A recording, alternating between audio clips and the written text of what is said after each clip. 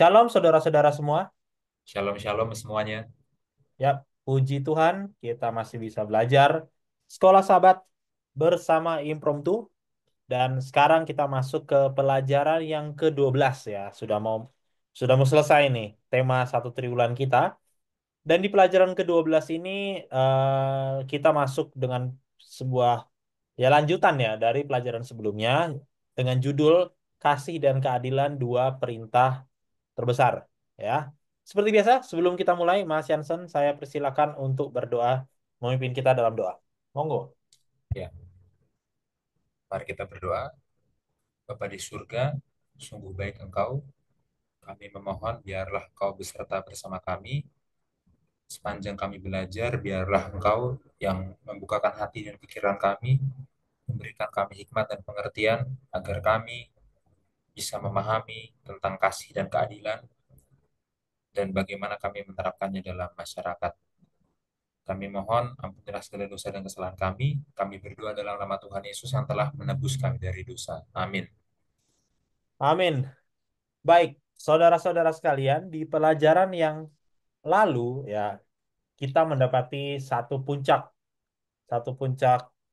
statement ya dari The Problem of Evil dan dirangkumlah satu statement oleh penulis Sekolah Sahabat kita bahwa ternyata puncak keadilan dan kasih itu tergambar di salib, gitu kan?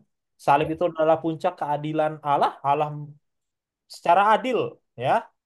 Dosa harus ada maut, harus ada yang dihukum, dan Tuhan menggantikan kita. Dengan Tuhan menggantikan posisi kita, Tuhan menunjukkan bahwa Dia adalah Allah yang kasih. Jadi puncak kasih dan keadilan itu ada di salib.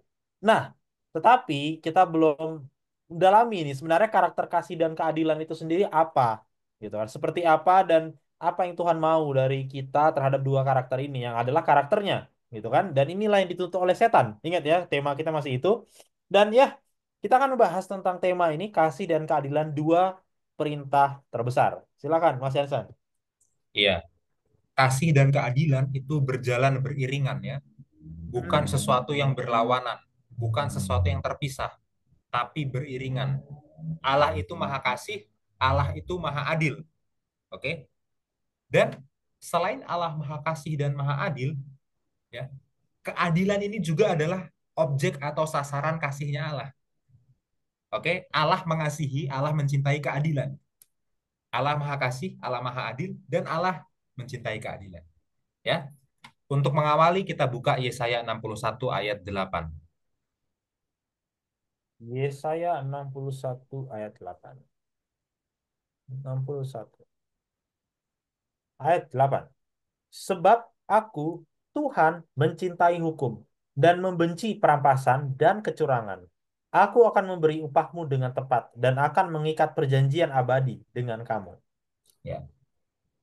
Allah mencintai hukum, Allah mencintai mishpat, ya, dan membenci kejahatan. Oke, jadi jelas ya.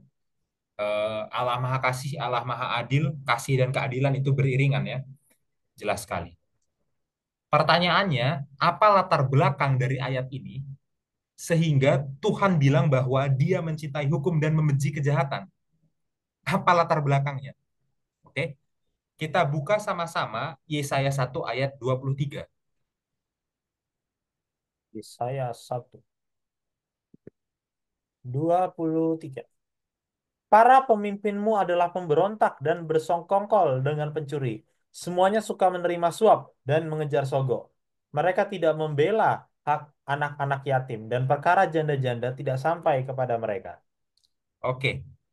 Jadi latar belakangnya adalah pada saat itu, pada zamannya Nabi Yesaya, di Israel itu kurang keadilan, ya, sangat kurang bahkan keadilan itu, ya. Sehingga dalam Yesaya 1 ayat 23, elemen utama dakwaan Tuhan terhadap Israel adalah kurangnya keadilan. Itulah kenapa tadi di Yesaya 61 ayat 8 Tuhan bilang, ya, kalau Tuhan itu mencintai hukum dan membenci kejahatan, ya karena memang di Israel pada saat itu sedang sangat kurang keadilan. Seperti itu ya konteksnya ya. Perhatikan di situ bahwa pemimpinnya adalah pemberontak, bersekongkol dengan para pencuri. Ya, semuanya suka menerima suap, mengejar sogok, ya, kemudian tidak membela hak anak-anak yatim. perkara janda-janda tidak sampai kepada mereka. Ya, itulah bentuk-bentuk ketidakadilan di Israel pada saat itu ya. Oke. Sekarang mari kita baca ayat ini dalam bahasa Ibrani Bil, untuk lebih dalam lagi. Oke. Yes, saya. 23. Yap. Ya. Saraih sorerim, pemimpin-pemimpinmu adalah pemberontak, vehavrei ganavim, ya, dan berteman. Kalau bahasa Indonesianya bersekongkol, tapi bahasa Ibraninya berteman dengan Hmm. para ganaf, para pencuri. Kulo ohev sochet, ya. Semuanya mencintai suap. Verodev salmonim, ya. Dan Rodev mengejar salmonim. Mereka mengejar salmonim. Ya, perhatikan di sini ya. Kata yang diterjemahkan dalam bahasa Indonesia sebagai sogok itu adalah salmonim. Oke. Nah, tolong Bill di hover kursornya di atas kata salmonim itu. Bahasa Inggrisnya itu gives. Hmm, hmm, hmm. Coba di hover ya. Ini, Perhatikan di situ dia hanya muncul satu kali di seluruh perjanjian lama. Ya, iya. First occurs one. one times ya, hanya muncul satu kali. Ya, dalam studi literatur itu kita sebut sebagai hapax legomena. Oke. Hapax legomena adalah sebuah keadaan di mana sebuah kata hanya muncul satu kali dalam seluruh literatur. Dalam hal ini literaturnya adalah perjanjian lama. Oke. Berarti kata shalmonim hanya muncul sekali di seluruh perjanjian lama. Ya, sekali lagi ya, kitab Yesaya itu variasi katanya sangat banyak gitu ya. Oke. Hmm. Nah, arti kata shalmonim ini bisa diartikan hadiah, bisa diartikan sogok gitu ya. Eh, dan ini menarik karena ini adalah sebuah permainan kata yang sarkastik, sebuah permainan kata yang ditujukan untuk menyindir. Perhatikan kalau kata shalmonim itu mirip dengan kata shalom. Ya, shalom itu artinya adalah damai atau utuh, ya whole shalom. Oke, jadi penguasa ini bukannya mengejar kedamaian, mereka malah mengejar sogok. Oke, para penguasa ini bukannya mengejar shalom, malah mengejar shalmonim. Shalom, shalmonim. Sindiran ini. Ya. Hmm. Kukira kukira keras ternyata kertas. Iya. Kukira suhu ternyata cupu. Ya, kukira shalom ternyata shalmonim. Ya, inilah kejeniusan Yesaya dalam hal bahasa, dalam hal penulisan sastra untuk menyindir para penguasa Israel saat itu ya. Ya, seperti itu. eh Kita lanjutkan Bill ke Yesaya 1 ayat 17 ya. Hanya beberapa ayat sebelum yang baru kita baca. Tapi bahasa Indonesianya aja. Yesaya 1 ayat 17. Belajarlah berbuat baik, usahakanlah keadilan, kendalikanlah orang kejam, belalah hak anak-anak yatim, perjuangkanlah perkara janda-janda. Iya. Kita tadi sudah belajar di Yesaya 61 ayat 8 bahwa Tuhan itu mencintai kasih dan keadilan. Tuhan mencintai keadilan dan membenci kejahatan. Oke. Kalau Tuhan mencintai keadilan dan membenci kejahatan, lalu kita ini adalah pengikut Tuhan, harusnya kita juga mencintai keadilan dan membenci kejahatan. Harusnya kita suka apa yang Tuhan suka dan benci apa yang Tuhan benci, kan gitu ya logikanya ya. Ya. Seperti itulah juga halnya Nabi Yesaya. Ya. Nabi Yesaya ini eh, mencintai apa yang Tuhan cintai. Ya. Nabi Yesaya ini membenci apa yang Tuhan benci. Oke? Itulah kenapa dalam Yesaya 1 ayat 17 Yesaya nggak basa-basi ya untuk menentang ketidakadilan yang terjadi di Israel pada zaman itu. Hmm. Ya. Terang-terangan. Perhatikan ini ya. Belajarlah berbuat baik. Usahakanlah keadilan. Kendalikanlah orang kejam, itu kata Yesaya. Kendalikanlah orang kejam. Dalam bahasa aslinya itu adalah apa? Dari kata asyir ya. Bisa diartikan berbahagia dalam konteks tertentu, tapi dalam konteks lain bisa diartikan sebagai bantah. Bantahlah orang kejam, ya. Kalau pakai bahasa zaman sekarang apa? Kritiklah orang kejam, ya. Nah, sedikit aplikasi gitu ya. Kita pikir kalau orang Kristen jadi orang yang pengasih, itu artinya orang Kristen tidak bisa mengkritik karena kritik itu bukanlah kasih. Ya. Tapi justru di saat ada ketidakadilan, ada kekejaman, kritik kita itu adalah bentuk kasih, ya kan?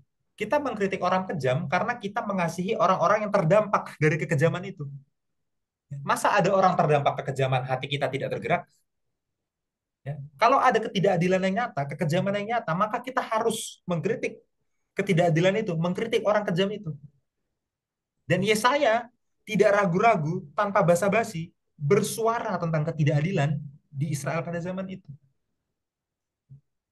Nah, kata-kata Yesaya ini harusnya juga menggema di telinga kita saat ini dan menggema di mulut kita saat ini. Di zaman modern ini kalau memang ada ketidakadilan, ya, kritiklah ketidakadilan, kritiklah orang kejam. Seperti itu ya. Kalau Tuhan itu mengasihi keadilan dan membenci kejahatan, kita juga sebagai pengikut Tuhan harus mengasihi keadilan dan membenci kejahatan. Seperti itu ya. Oke, kita lanjutkan dengan Yesaya 10 ayat 1 sampai 3, Bil. Yesaya 10 ayat 1 sampai 3.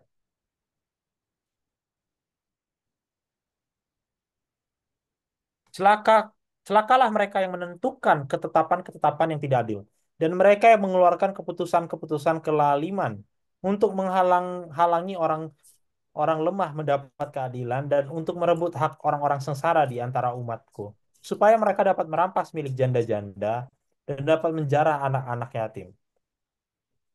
Apakah yang akan kamu lakukan pada hari penghukuman dan pada waktu kebinasaan yang datang dari jauh? Kepada siapakah kamu hendak lari minta tolong dan di manakah hendak kamu tinggalkan kekayaanmu? Kita baca dalam Yesaya 10 ayat 1 sampai 3 ya. Yesaya menyatakan celaka terhadap orang-orang yang menentukan ketetapan-ketetapan yang tidak adil, terhadap orang-orang yang menghalang-halangi orang lemah mendapat keadilan. Oke. Jadi Yesaya mengutuk orang-orang yang tidak adil, kira-kira begitu ya. Itu di ayat 1 dan 2. Kemudian di ayat 3, Yesaya memberikan peringatan. Apakah yang akan kamu lakukan pada hari penghukuman dan pada waktu kebinasaan yang datang dari jauh? Kepada siapakah kamu hendak lari minta tolong? Di manakah hendak kamu tinggalkan kekayaanmu? Ya. Pada akhirnya ada penghakiman bagi orang-orang yang tidak adil. Kalaupun orang-orang yang tidak adil ini merasa mereka berhasil menang di bumi dengan ketidakadilan mereka ini, ya, dengan ketidakadilan ini mereka berhasil kaya di bumi, sedangkan orang lain yang mereka tindas jadi miskin, ya, pada akhirnya mereka akan kalah. Karena pada saat nanti hari penghukuman tiba, pada saat nanti akhirnya hari penghakiman tiba, mereka mau lari kemana? Ya. Jadi akan ada upahnya penghakiman bagi orang-orang yang tidak adil ini. Dan itu sudah dikatakan oleh Nabi Yesaya. Seperti itu ya. Sekarang mari kita buka perjanjian baru dalam 1 Yohanes 4 ayat 20 sampai 21. Ya. Kalau nggak salah ini adalah ayat inti kita ya untuk pekan ini. Oke, 1 Yohanes 4, 1 Yohanes 4 ayat 20 sampai 21. Jika seorang mengasihi Allah dan ia membenci saudaranya, maka ia adalah pendusta. Karena barang siapa tidak mengasihi saudaranya yang dilihatnya, tidak mungkin mengasihi Allah yang tidak dilihatnya. Dan perintah ini kita terima dari dia. Barang siapa mengasihi Allah, ia harus juga mengasihi saudaranya. Ya. Tuhan membenci ketidakadilan. Ya. Tuhan tuh membenci ketidakadilan. Maka kita juga harus membenci ketidakadilan karena kita adalah pengikut Tuhan. Dan bukti nyata bahwa kita adalah pengikut Tuhan adalah kalau kita mengasihi saudara kita. Oke? Jadi, mari kita mengasihi saudara kita. Ya. Itulah ayat inti pelajaran kita pada pekan ini. Silahkan Bill sampai di sini dulu.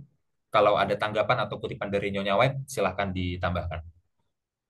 Oke, terima kasih Mas Jansen. Ada satu kutipan ya. Ini dari Testimonies to Ministers and Gospel Workers, halaman 79. Ya. Dikatakan demikian. Bacalah perkataan Kristus dalam Matius 23 ayat 23.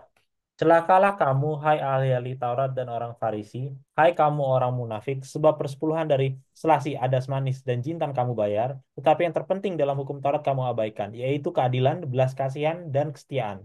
Yang satu harus kamu lakukan, dan yang lain jangan kamu abaikan. Kecaman-kecaman ini diberikan sebagai peringatan bagi semua orang yang secara lahiriah tampak benar bagi manusia, tetapi di dalamnya penuh kemunafikan dan kejahatan. Pelajaran apa yang ada di sini? Betapa menakutkan dan menentukan. Yesus berkata, "Karena itu lihatlah, aku mengutus kepadamu nabi-nabi, orang-orang bijak, dan ahli-ahli Taurat. Beberapa dari mereka akan kamu bunuh dan kamu salibkan. Dan beberapa dari mereka akan kamu sesah di rumah-rumah ibadatmu, dan kamu aniaya dari kota-kota." Nubuat ini secara harfiah digenapi oleh orang-orang yang Yahudi dalam perlakuan mereka terhadap Kristus dan para utusan Allah yang utusan yang Allah utus kepada mereka. Akankah manusia di akhir zaman mengikuti contoh orang-orang yang dikutuk Kristus? Ya, ini bagus ya. Bahwa ya di zaman Yesaya kan juga seperti itu ya, Mas Jansen ya. Utusan Allah Ya, disiksa dan dianiaya, gitu kan. Nah, kalau kita lihat frasa itu ya kita ingat juga pelajaran pekan lalu ya tentang nyanyian dari Yesaya perumpamaan itu ya kan dan Kristus melanjutkannya perumpamaan penggarap di kebun anggur ya Tuhan sudah mengirimkan hamba-hambanya tapi dibunuh juga. Nah, dan ketidakadilan itu ada di zaman Yesaya dan itu dikutuk keras oleh Yesus ya di zamannya. Ya, dia menunjukkan sejarah kepada orang-orang Taurat bahwa ya kamu lihat sendiri apa yang kamu lakukan. Nah, sekarang pertanyaannya bagaimana dengan kita ya? Bagaimana dengan kita? Ya kalau saya lihat di kutipan ini ya yang menjadi apa? Yang menjadi concern itu adalah kemunafikan ya, Mas Hansen. Bukan hanya ketidakadilan, tapi ketidakadilan yang dibungkus dalam apa? Seolah-olah baik, seolah-olah tidak seolah-olah adil, seolah-olah mengasihi, tapi sebenarnya ada ketidakadilan, ada penipuan di balik itu. Dan itulah yang Yesus kecam ya. Mungkin di mata rakyat banyak orang Farisi di zamannya itu atau orang ahli Taurat itu adil, tapi ternyata apa yang mereka lakukan itu tidak adil gitu kan. Dan Kristus mengetahui hal itu. Dan Kristus mengecam itu ya. Jadi ya yang paling berbahaya menurut saya itu bukan bukan lagi ketidakadilan yang dilakukan depan publik ya, tapi ketidakadilan yang di belakang layar itu ya dan dilakukan oleh pemimpin-pemimpin. Nah, pertanyaannya kita secara individu seperti apa? Itu kan, akankah manusia di akhir zaman ini mengikuti contoh orang-orang yang dikutuk Kristus gitu kan? Itu renungannya gitu. Ya kalau tadi Mas Yansen bilang di zaman Yesaya ketidakadilan itu dikecam, ya Tuhan yang sama mengecam sampai hari ini juga dan sampai nanti di akhir zaman. Pertanyaannya, apakah kita bagian dari orang yang melakukan ketidakadilan itu atau tidak? Gitu. Mungkin itu, Mas Yansen. ya, ya. Ayat yang dikutip Ellen G. White ini ya, Matius 23 ayat 23 ya, menunjukkan kalau orang Farisi ini sangat detail dalam hal ritual, ya kan? Benar. Ya. Perpuluhan dari selasih, adas manis, jintan kamu bayar. Itu kan sangat detail itu untuk menghitungnya itu ya. Oke, jadi masalah ritual yang detail mereka bisa urus gitu. Tapi masalah yang lebih penting, yang lebih esensial dari itu ya, masalah keadilan, itu mereka abaikan. Hmm. Nah, kita bisa jadi kayak gitu sebagai orang Kristen gitu kan. Iya, Apa iya, iya. masalah apa istilahnya? Kegiatan-kegiatan gereja program itu kita bisa sangat detail gitu ya. Tapi yang paling penting ya Kak, masalah keadilan itu kita nggak bisa apa mengurusi itu bahkan kita abai. Nah, itu sangat bahaya gitu ya. Benar, benar. Dan kemudian mengenai penganiayaan terhadap para nabi ya, itu sangat menarik kalau kita baca dalam konteks Yesaya. Karena Hmm. Yesaya sendiri itu matinya dianiaya. Oke? Iya. Meskipun kitab Yesaya nggak mencatat itu. Kenapa kitab Yesaya nggak mencatat? Karena nggak mungkin seorang bisa mencatat kematiannya sendiri. Ya, dia sudah mati, jadi dia nggak sempat mencatat kematiannya sendiri. Tapi dari mana kita tahu kalau Yesaya matinya itu dibunuh? Dari Rasul Paulus. Oke, Hmm. dalam surat Ibrani ya, Ibrani 11, saksi-saksi iman, Paulus menuliskan salah satu saksi iman itu ada yang matinya itu dibelah. Tapi nggak disebut namanya siapa. Nah, itu adalah Yesaya yang dimaksud. Oke, karena eh, sumber dari tradisi Yahudi mencatat bahwa Yesaya itu mati dibelah dua oleh Raja Manasye. Dan Hmm. kita bisa buktikan dari kitab Raja-Raja, kitab Tawarik, kalau Yesaya memang masih hidup pada saat Raja Manasye memerintah, dan memang Yesaya itu berhenti hidup pada saat Raja Manasye memerintah, ya. Jadi Yesaya sendiri adalah Korban. saksi hidup darah dan daging dari ketidakadilan itu, ya. Iya, Dia sendiri adalah orang yang langsung dibantai oleh orang Israel sebagai hamba yang diutus oleh Tuhan itu sendiri, iya, ya, iya, seperti itu. iya, Sedikit iya. komentar terhadap kutipan dari Ellen G. White yang sangat menarik, ya. Dan Benar, benar. perhatikan kutipan Ellen G. White ini adalah testimonies to minister and gospel workers, kesaksian untuk para pekerja Injil, ya. Para pekerja Injil itu bukan hanya pendeta, tua-tua jemaat, majelis. Nah, coba kita semua pekerja Injil ini. Iya, Jadi itu pesan untuk kita semua itu, ya. iya, Oke. setuju, Kita setuju. lanjutkan ke Matius 22 ayat 37 sampai sampai 40. Langsung dibaca semuanya, Bil. Oke, siap. Matius 22. 37. Jawab Yesus kepadanya, kasihilah Tuhan Allahmu dengan segenap hatimu dan dengan segenap jiwamu dan dengan segenap akal budimu. Itulah hukum yang terutama dan yang pertama. Dan hukum yang kedua, yang sama dengan itu, ialah kasihilah sesamamu manusia seperti dirimu sendiri. Pada kedua hukum inilah tergantung seluruh hukum Taurat dan kitab para nabi. Ya.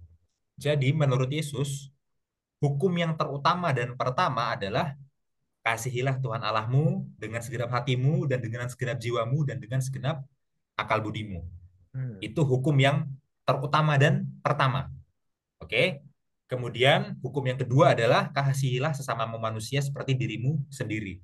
Ya. hmm, Saya rasa kita semua sudah familiar ya dengan ayat ini, sudah sering kita baca, sudah sering juga dikhotbahkan gitu ya.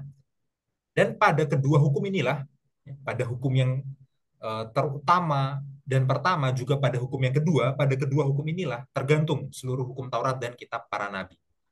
Oke. Eh, Kedua hukum ini adalah kutipan dari Perjanjian Lama. Ya. Kita buka pertama Ulangan 6 ayat 4 sampai 5, Bill. Ulangan 6 ayat 4 sampai 5.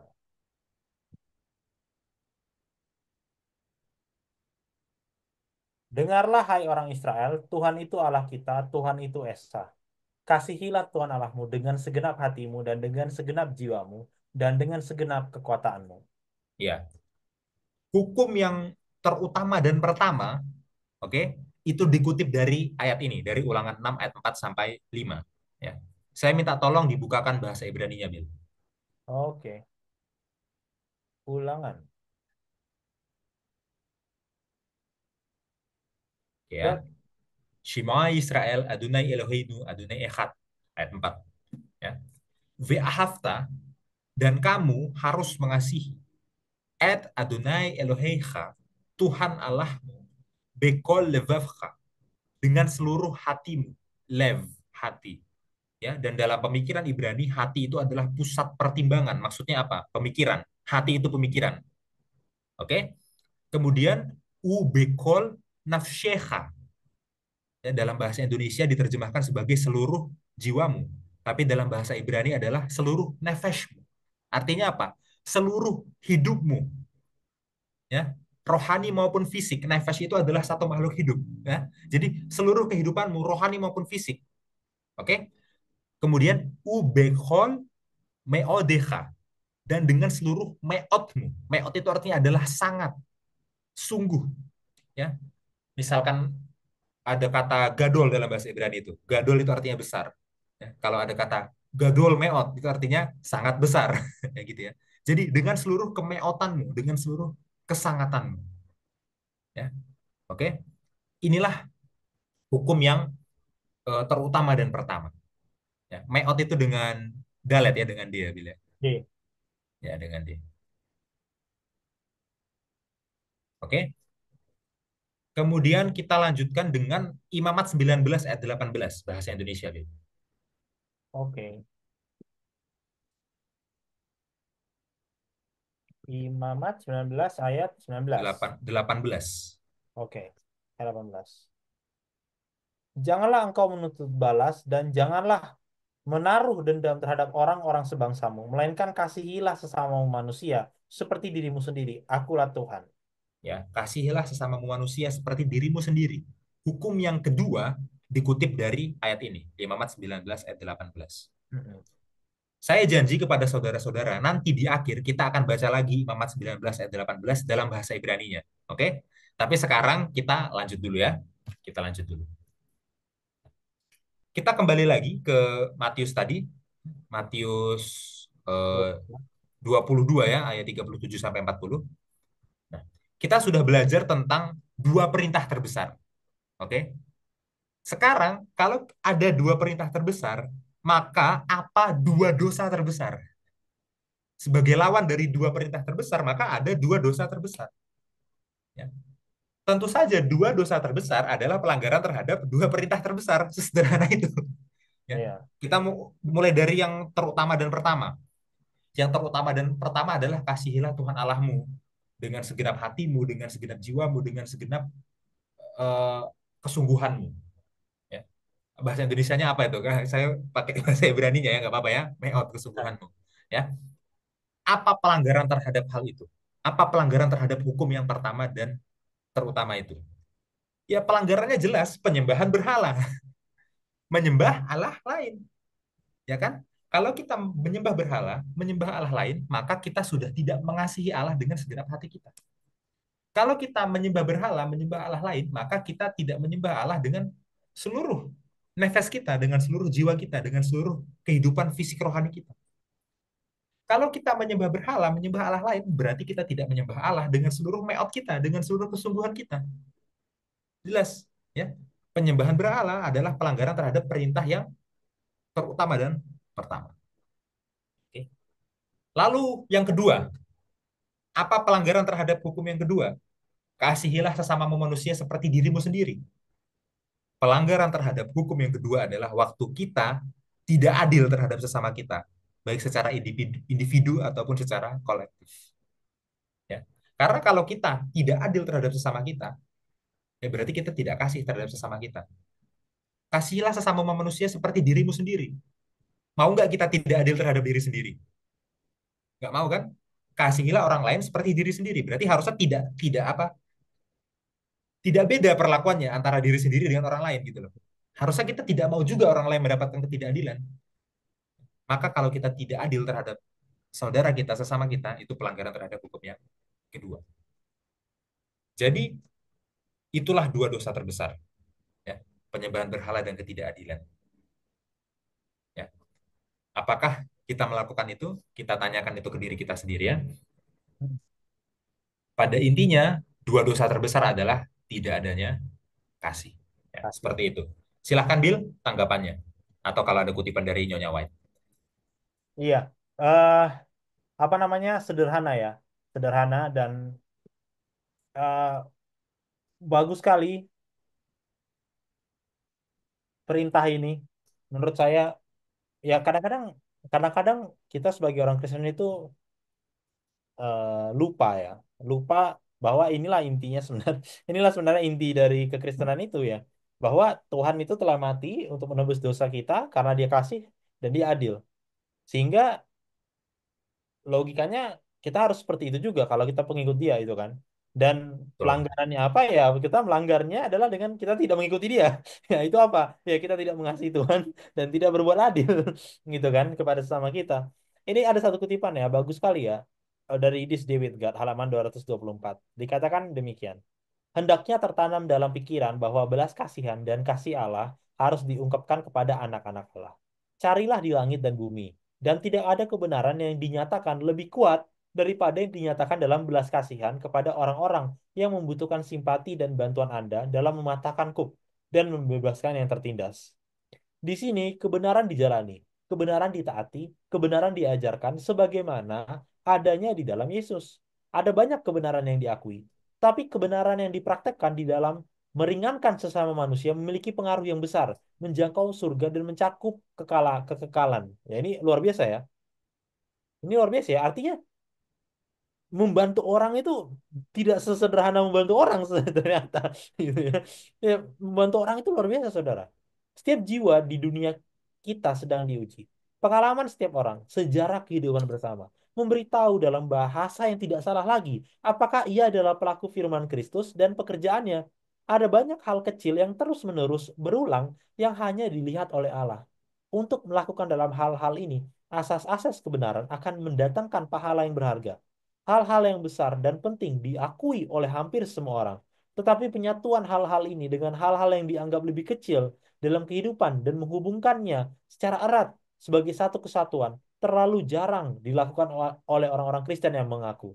Agama terlalu banyak merupakan profesi dan terlalu sedikit realitas. Ya, ini teguran yang tinggi sekali ya. Ya, agama terlalu banyak, mungkin ini terjemahannya terlalu harfiah ya. Terlalu sering ya sebenarnya. Agama terlalu sering merupakan profesi karena most of the time religion is profession gitu kan dalam bahasa Inggrisnya. Jadi ya pertanyaannya, kalau misalnya kita bilang oh orang Kristen itu ketidakadilan, apa orang Kristen itu adil, orang Kristen itu kasih, ya apakah itu cuma perkataan kita saja? Itu dia. Atau itu cuma pengakuan kita saja? Ya, tapi apakah itu realitas hidup kita? Maksudnya realitas itu adalah apakah kita melakukan itu dalam hal-hal yang kecil, yang terlihat kecil itu loh. Ada hal kecil yang terus-menerus Tuhan perhatikan. Nah, jangan-jangan hal kecil ini ya membantu orang bersikap adil terhadap orang, apakah latar belakang budayanya, atau latar belakang sukunya, atau kulitnya, atau tingginya, atau parasnya, apakah kita sudah adil? Ya kan, sedetail itu keadilan kita kepada sesama kita, atau kita masih punya bias, ya kan? Hmm. Bahkan bukan cuma bias, kita punya agenda untuk berbuat tidak adil. Nah, itu lebih berbahaya lagi ya. Itu lebih berbahaya lagi ya. Kalau bias kan mungkin kita kadang-kadang nggak sengaja gitu ya. Kita kan kadang-kadang nggak sengaja. Oh ini kawan kita. Oh ini orang yang lebih dekat dengan kita, jadi kita bias. Ya, tapi yang lebih berbahaya adalah kita merancangkan ketidakadilan. Wah itu berbahaya sekali ya, merancangkan sesuatu yang tidak adil gitu kan. Nah, apakah ini aplikasi ya? Apakah kita seperti itu? Apakah agama kita itu cuma omong-omong doang, cuma di depan aja? Gitu. Atau itu adalah sebuah realita, realita hidup kita. Sehingga kalau orang lihat keagamaan kita, ya dia bisa lihat bahwa keagamaan kita itu penuh dengan kasih dan penuh dengan keadilan. Bahkan kalau dia nggak tahu agama kita, dia lihat apa yang kita berbuat, dia tahu bahwa kita tuh orangnya adil. Nah, itu tegurannya. Apakah orang bisa menilai seperti itu tanpa dia tahu agama kita? Dia lihat kita aja dia tahu orang ini memang suka bantu orang. Orang ini memang adil kok. Nah, ya itu tantangan ya bagi saya pribadi dan bagi kita semua. Ya, mungkin itu Mas Jansen. Ya. Oke, terima kasih Bill. Sekarang mari kita buka Mazmur 82 ayat 1. Oke. Mazmur 82 ayat 1.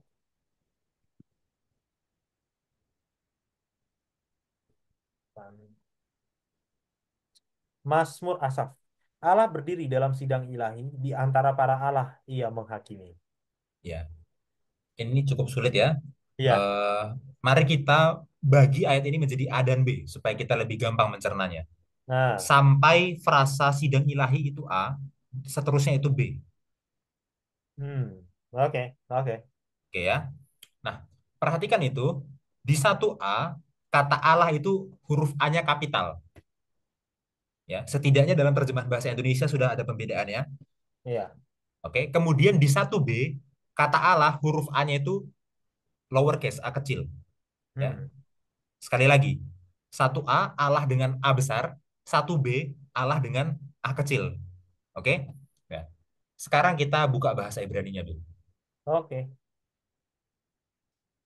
Mazmur, Mazmur 8. Oke. Oke, di sini ada pembedaan penomoran ayat ya. Jadi judulnya itu dimasukkan ke ayat 0 atau ayat 1 ya. Tapi pada dasarnya teksnya sama. Oke. Jadi di sini saya baca ayat 0 ya, saudara-saudara ya. Mismor le Asaf, Mazmur Asaf. Saya baca bagian A dulu. Elohim nitsaf beoadat el. Elohim, Allah dalam bahasa Indonesia dengan A besar, nitsaf, berdiri, beoadat el, pada adat el.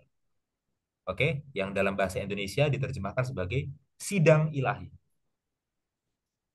Pertanyaan untuk bagian A, ya, siapakah yang dimaksud dengan Elohim di sini? Ya, jelas yang dimaksud dengan kata Elohim di bagian A itu adalah Adonai sendiri. Adonai sendiri ya, tetragamaton, 4 huruf. Saya nggak akan bacakan ya. Saya nggak akan bacakan karena jangan menyebut nama Tuhan Allahmu dengan sembarangan. Tapi itu merujuk kepada Adonai sendiri, Tetragrammaton 4 huruf. Itu Elohim yang di bagian. Ya. Maka Wadat L, sidang L yang dimaksud di sini adalah sidangnya Elohim, sidangnya Adonai sendiri. Tetragrammaton 4 huruf, ya, yang kita biasanya sebutnya sebagai eh, Dewan Surgawi, ya, Dewan Surgawi. Wadat L, sidang ilahi ini merujuk kepada Dewan Surgawi.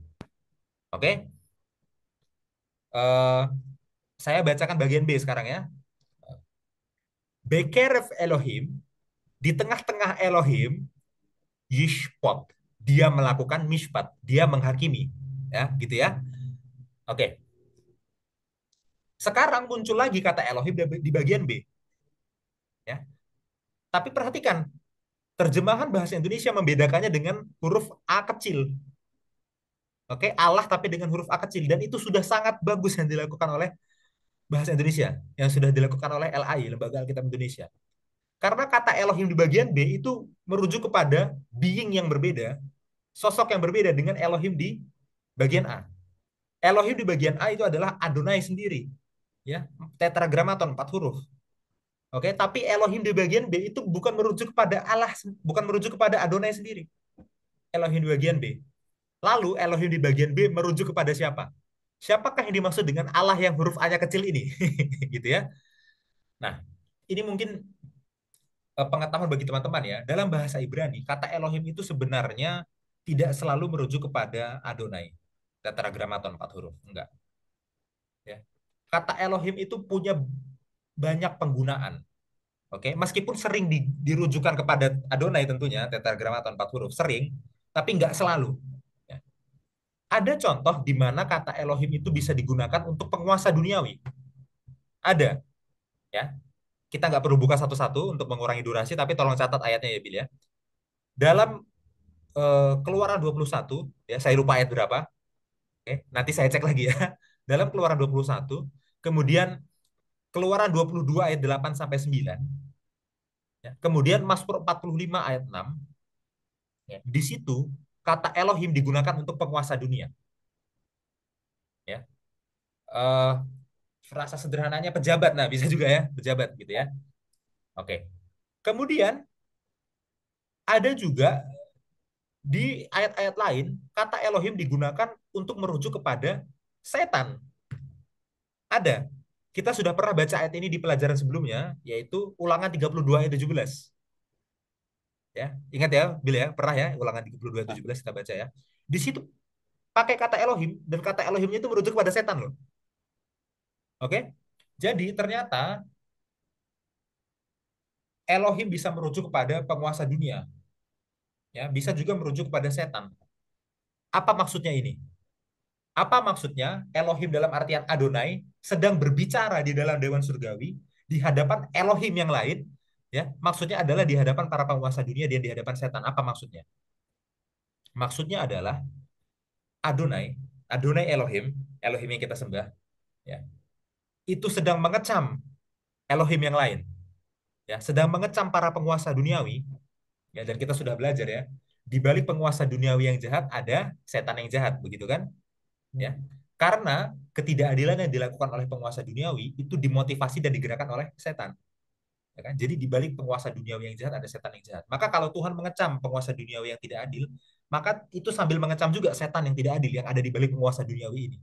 Ya, Tuhan sedang menghakimi penguasa dunia ini, ya, sambil menghakimi juga setan, ya, atas ketidakadilan. Ya, itulah yang terjadi di dalam Dewan Surgawi ini.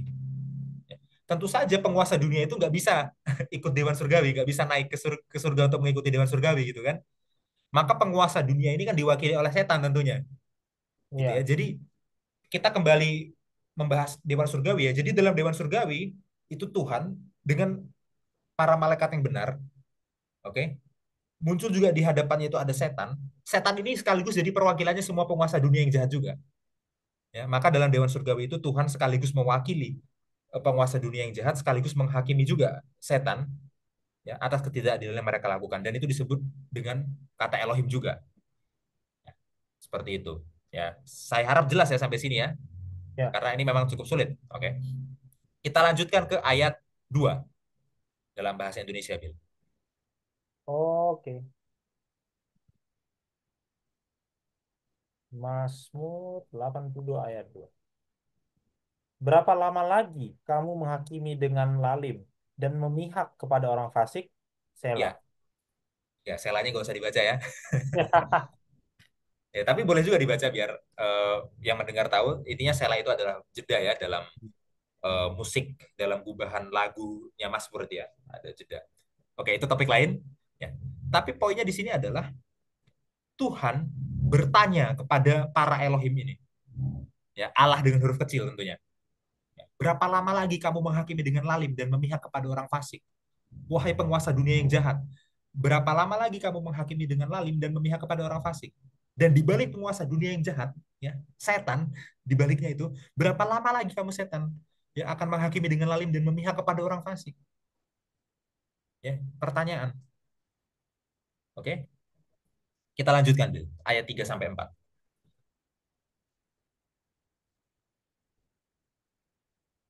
Ayat 3 sampai 4. Berilah keadilan kepada orang yang lemah dan kepada anak yatim. Belalah hak orang sengsara dan orang yang kekurangan. Luputkanlah orang yang lemah dan yang miskin. Lepaskanlah mereka dari tangan orang fasik. Iya. Dan ini sebenarnya yang dituntut Tuhan dari para pemerintah. Ya, sayangnya sekali lagi ya, para penguasa dunia ini kebanyakan ya bekerja itu eh, dimotivasi dan digerakkan oleh setan sehingga mereka nggak melakukan yang di ayat 3 sampai 4 ini. Kebanyakan begitu. Tapi kalau pemerintah itu memang sesuai dengan kehendak Tuhan, seharusnya yang mereka lakukan itu adalah ayat 3 sampai ayat 4 ini. Ya, lagi-lagi kita refleksikan itu ya dalam konteks kita ya. Contohnya ada negara Konoha kan mungkin kan. Tentu saja negara Konoha yang saya maksud ini dari manga atau anime Naruto ya. Bukan Indonesia yang saya maksud ya. Tentu negara Konoha ini dari Naruto ya. Ya, kalau di manganya atau di animenya itu di Konoha ada ketidakadilan ya, Bil ya. Ada. Ada ya. Nah, itu itu sebenarnya digerakkan dan dimotivasi oleh setan itu. Itu nggak ideal. Idealnya harus seperti ayat 3 dan ayat 4. Kalau di Indonesia bagaimana? Ya kita nggak tahu ya. Itu Bill saja yang jawab. Kalau saya hanya bicara tentang Konoha saja ya. Gitu ya. Gitu. eh Ya dan konteks konteks dari Mazmur 82 itu sudah jelas. Ya. Elohim Elohim ini akan dihakimi gitu ya. Mazmur yang lain bilang Elohim itu pada dasarnya Elilim ya. Itu ada permainan kata itu. Elohim dan Elilim itu mirip itu. Elohim itu artinya Allah ya, tapi Elilim itu artinya adalah tidak berguna. Kemudian bisa diartikan juga sebagai palsu. Oke. Jadi ya seperti permainan kata yang pada umumnya ya, katanya Elohim ternyata Elilim gitu loh. Sindirannya kan seperti itu ya. Katanya Elohim, ngakunya Allah gitu kan. Ilah, tapi nyatanya tidak berguna, palsu. Ya gitu ya. Ya, dan pada akhir akan dihakimi seperti itu. Silahkan tanggapannya, Bill. Ya, menanggapi peristiwa yang terjadi di Konoha. Konoha ya. Konoha. Ya, tapi ya apa ya? Ya sebagai warga negara ya sedih, cuma sebagai orang yang percaya Alkitab tidaklah kaget ya. Tidaklah kaget. Karena memang sudah dinubuatkan bahwa semakin lama ya maksudnya gini loh Mas Hansen. Kita nggak bilang figur ya atau kita nggak bilang siapa, tapi kita bilang rakyat saja dan para pejabat lah dalam kasus ini karena mereka lah yang ditegur gitu kan, para pemangku kekuasaan. Kalau kita siapalah. Walaupun bukan berarti kita artinya tidak pernah melakukan ketidakadilan, pernah pasti. Ya, bukan bukan itu poinnya, tapi maksudnya seperti ini. Makin lama saya perhatikan ya, makin lama eh kita apakah itu sebagai rakyat atau bahkan kita sebagai pemangku kebijakan ya yang di pemerintahan itu semakin lama semakin numb apa tuh makin makin mati rasa terhadap keadilan. Nah, itu yang saya lihat. Iya, iya. Makin mati rasa. Jadi kayak apa ya contohnya? Kalau saya contohkan tuh misalnya gini ya. Kalau saya waktu SMA itu misalnya nyuri nyuri bakwan gitu satu, itu ngerasanya bersalah banget. Tapi lama-lama diulang-ulangi nyuri bakwan tiga udah nggak rasa bersalah lagi. Nah, kayak gitulah mungkin ilustrasi terdekat. Jadi kalau dulu korupsi sekian itu besar banget. Tapi sekarang itu nggak besar karena ada yang jauh lebih besar Hmm, lagi. iya, Gitu kan. iya, Nanti nggak tahu 10 tahun lagi mungkin ada lagi yang lebih besar lagi. Akhirnya sekarang yang kita lihat besar itu udah jadi nggak sebesar itu. Gitu. Nah, itu kan apa artinya? Itu kan mati rasa. Itu kan mati rasa. Dan itu yang paling berbahaya menurut saya adalah ketika kita sudah di poin mati rasa. Apakah rakyatnya sudah tidak peka terhadap ketidakadilan atau pemerintahnya sudah tidak peka juga terhadap ketidakadilan. Jadi dua-duanya tidak peka. Ya kan? Nah, itu yang menurut saya ya sebagai ini komentar ya terhadap terhadap tadi tambahan Mas Jansen ya. Itu yang menurut saya sangat berbahaya ya. Kalau ya kita nggak bisa bedakan lagi mana yang benar dan mana yang salah dan kita tidak lagi merasa bahwa ketidakadilan itu tidak penting. Jadi seolah-olah oh kalau dulu ya ini contoh ya sederhana lah kalau dulu korupsi 1M itu udah besar sekali. Sekarang kok 1M itu kecil gitu ya. Karena udah ada yang wah berapa 1 kuadriliun gitu kan. Jadi 1M itu kerasa kecil padahal kan 1M itu banyak banget ya. Banyak banget ya bagi saya iya, itu luar biasa banyak ya. Itu iya, biaya hidup berapa ratus hari di Jogja gitu kan. Tapi maksudnya itu udah jadi nggak ngeri lagi gitu loh. Dan kita aja yang nggak korupsi dengar berita itu aja udah merasa itu nggak terlalu besar lagi kayak dulu. Apalagi mereka yang melakukannya gitu kan. Apalagi mereka lakukan jadi mati rasa. Ya itu ya. Dan tidak kaget ya, Wahyu sudah memprediksi itu ya, menubuatkan itu ya. Makin lama pengetahuan bertambah, makin lama ya orang akan berbuat jahat. Kenapa orang bisa berbuat jahat? Karena mereka tidak lagi merasa bahwa perbuatan jahat itu jahat. iya, Mereka tidak iya, peka lagi bahwa ini salah, gitu kan. Nah, pertanyaannya apakah kita seperti itu? Jadi ya bagi kita warga ya, saya bilang warga di sini. Bagi kita warga yang harus kita latih adalah kepekaan kita terhadap ketidakadilan.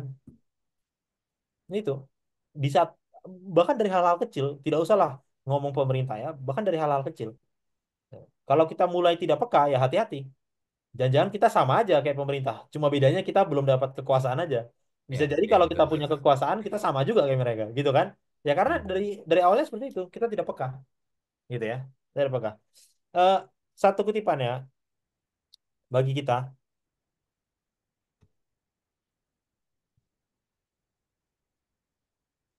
dari Selected Messages buku 1 halaman 260. Kristus datang untuk memberi contoh kepada dunia tentang seperti apa manusia yang sempurna ketika bersatu dengan keilahian.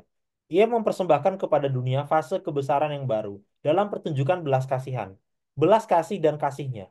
Ia memberikan kepada manusia penafsiran baru tentang Allah. Sebagai kepala umat manusia, ia mengajarkan kepada manusia pelajaran-pelajaran dalam ilmu pemerintahan ilahi. Yang melaluinya, ia menyatakan kebenaran dari rekonsiliasi, belas kasihan, dan keadilan. Rekonsiliasi, belas kasihan, dan keadilan atau persatuan ya itu maksudnya rekonsiliasi tidak melibatkan kompromi apapun dengan dosa atau mengabaikan tuntutan keadilan apapun, tetapi dengan memberikan kepada setiap atribut ilahi tempatnya yang telah ditetapkan. Belas kasihan dapat dilaksanakan dalam menghukum manusia yang berdosa dan tidak bertobat tanpa merusak belas kasihannya atau kehilangan karakternya yang penuh belas kasihan. Dan keadilan dapat dilakukannya dalam mengampuni pelanggar yang bertobat tanpa melanggar integritasnya. Ini bagus sekali ya. Cara deskripsi elemen untuk mendeskripsikan bahwa kasih dan keadilan itu bisa bersatu. Ya, jadi kita nggak usah ngomong lah bahwa oh kasihan dia sudah tidak bawa adil tapi kasihan kalau di penjara kasihan kalau ini ya nggak ada kayak gitu kasihan kasihan sampai kapan kita kasihan gitu kan keadilan harus ditegakkan karena seperti itu tapi belas kasihan juga harus ada gitu ya ya belas kasihan itu seperti apa secara praktiknya ya itu kan sangat sulit ya sangat sulit karena tuntutannya adalah belas kasihan tanpa menghilangkan ketidakadilan, tanpa menghilangkan keadilan, gitu ya. Tapi dapat melaksanakan pengampunan pelanggar tanpa melanggar integritasnya. Jadi kita bisa mengampuni orang tanpa bersatu dengan orang itu, dengan dosanya gitu ya. Tapi di saat yang sama kita tak mengasihi dia. Ya, itulah contoh pemerintahan ilahi. Nah, pertanyaannya emangnya ada pemerintahan sekarang di dunia ini? Ya pasti nggak ada, saudara, karena kita hidup di dunia yang berdosa. Ya, saudara kalau mau yang kayak gini masuk surga. Ya, itu idealnya. Dan Tuhan sudah mempraktekkan itu. Dia mati, dia mempraktekkan itu pemerintahan yang ideal. Ya, jadi kalau kita mau pemerintahan yang ideal di dunia, memang nggak akan ada. Mau siapapun presidennya, mau dimanapun belahan dunia ini pasti tidak mungkin ideal. Tapi Tuhan tetap menuntut itu dari kita sedekat mungkin ya. Mungkin itu Mas Hansen. Iya, dan ya, saya tahu ya memang ada beberapa orang Advent yang terlibat di pemerintahan, mulai dari tingkat kota, kabupaten, ataupun di pusat ya. Iya, iya, iya. Tentu saja negara tidak boleh terlibat, sorry, tentu saja gereja tidak boleh terlibat politik. Ya. Jadi ada Iya, pemisahan antara kekuasaan gereja dan kekuasaan negara. Itu secara institusi, gereja tidak boleh terlibat politik. Tapi secara pribadi, orang-orang yang ada dalam boleh secara pribadi. Nah, bagi saudara-saudaraku yang terlibat di pemerintahan dari tingkat kota, provinsi sampai pusat ya, tolong pertahankan keadilan gitu ya. iya, Jangan anggap biasa gitu. Ya namanya juga politik. Ya, eh ya pertama saudara membuat malu gereja, saudara membuat malu umat Tuhan dan membuat malu Tuhan sendiri, gitu ya. Kalau iya, ternyata saudara sebagai seorang umat percaya terlibat di pemerintahan dan ternyata nggak ada bedanya sama yang lain, itu yang pertama. Yang kedua, ada penghakiman yang menunggu saudara. iya, Alkitab tadi sudah menyatakan ya. Jadi tunggu aja tanggal mainnya kalau saudara masih terus seperti itu ya, iya, gitu ya. benar. Jadi harus ada bedanya. Orang Kristen terjun ke politik, terutama Advent ya, harus ada bedanya. Seperti itu. Iya, setuju. Oke. Oke. Sekarang mari kita buka Lukas 10 ayat 25 sampai 29. Oke, Lukas 10. 25. Orang Samaria yang murah hati. Pada suatu kali berdirilah seorang ahli Taurat untuk mencobai Yesus, katanya, "Guru, apa yang harus kuperbuat untuk memperoleh hidup yang kekal?" Jawab Yesus kepadanya, "Apa yang tertulis dalam hukum Taurat? Apa yang kau baca di sana?" Jawab orang itu, "Kasihilah Tuhan Allahmu dengan segenap hatimu, dan dengan segenap jiwamu, dan dengan segenap kekuatanmu, dan dengan segenap akal budimu, dan kasihilah sesamamu manusia seperti dirimu sendiri." Kata Yesus kepadanya, jawabmu itu benar. Perbuatlah demikian, maka engkau akan hidup. Tetapi untuk membenarkan dirinya, orang itu berkata kepada Yesus, "Dan siapakah sesamaku manusia?" Ya. Oke, jadi seorang ahli Taurat datang mau mencobai Yesus, ya. Dia bertanya, "Guru, apakah yang harus kuperbuat untuk memperoleh hidup yang kekal?" Hmm, Ya. Yesus bertanya balik, "Apa yang tertulis dalam hukum Taurat? Apa yang kau baca di sana?" hmm, Oke. Kemudian ahli Taurat itu menjawab dengan hukum yang terutama dan pertama juga dengan hukum yang kedua. Iya, Oke. Jadi ini adalah hukum yang sama dengan yang tadi ada di Matius 22. Ya, cuman bedanya di Matius 22 itu adalah perkataan Yesus. Sekarang di sini yang berkata adalah ahli Taurat untuk menjawab perkataan Yesus. Jadi ternyata ahli Taurat juga tahu bahwa hukum ini adalah hukum yang terutama dan pertama dan juga hukum yang kedua. Ternyata ahli Taurat tahu ya. Oke. Kemudian Yesus mengkonfirmasi bahwa jawaban ahli Taurat itu benar, ya. Tinggal dipraktekkan saja jawabanmu udah benar gitu kan. Ya. Ternyata di ayat selanjutnya ya, ahli Taurat ini pengen membenarkan dirinya, oke, mencari pembenaran gitu ya. Dan dia bertanya, "Dan siapakah sesama aku manusia?" Ya. Oke, kalau memang itu adalah hukum yang kedua dan itu benar, ya. Pertanyaan lanjutannya adalah secara spesifik sesama manusia yang dimaksud itu siapa? iya, Oke, inilah pertanyaan dari si ahli Taurat. Pertanyaan juga bagi kita ya. Oh iya, memangnya memangnya siapa yang dimaksud dengan sesama manusia? Gitu ya. Eh, kita harus kembalikan ini ke pertanyaan Yesus sebelumnya di ayat 26. Ayat 26 Yesus bilang, "Apa yang tertulis dalam hukum Taurat? Apa yang kau baca di sana?" Jadi pertanyaan Yesus ini menuntut kita untuk menjawab dengan lebih detail. Maksudnya apa? Kita harus membaca dulu sebelum menjawab. Apa yang kau baca di sana kan gitu ya? Berarti sebelum jawab baca dulu. Ya, maka pertanyaan ini hanya bisa dijawab oleh orang yang bisa membaca gitu ya. Hanya bisa dijawab oleh orang yang tidak buta huruf tentunya. Ya, dan tentu waktu itu di zaman itu ya, di Israel abad pertama itu banyak orang buta huruf, ya kan? Ahli Taurat ini nggak buta huruf. Itulah kenapa dia jadi ahli Taurat, ya. Pendidikannya tinggi, dia nggak buta huruf, gitu ya. Dan kita juga nggak buta huruf, oke? Tapi dalam konteks ini, kebanyakan dari kita buta huruf sebenarnya, ya. Karena waktu itu yang dibaca itu bukan dalam bahasa Indonesia atau bahasa Inggris, waktu itu yang dibaca dalam bahasa Ibrani, iya, ya. Oke, jadi Apa yang tertulis dalam hukum Taurat, apa yang kau baca di sana, itu maksudnya apa? Coba baca lebih teliti hukum Taurat. Tentunya dalam bahasa aslinya. Ya. Nah, hukum Taurat yang mana yang kita harus baca? Kita nggak usah bingung. Karena tadi kita udah bahas kan, hukum yang kedua itu kan mengutip Imamat 19 ayat 18.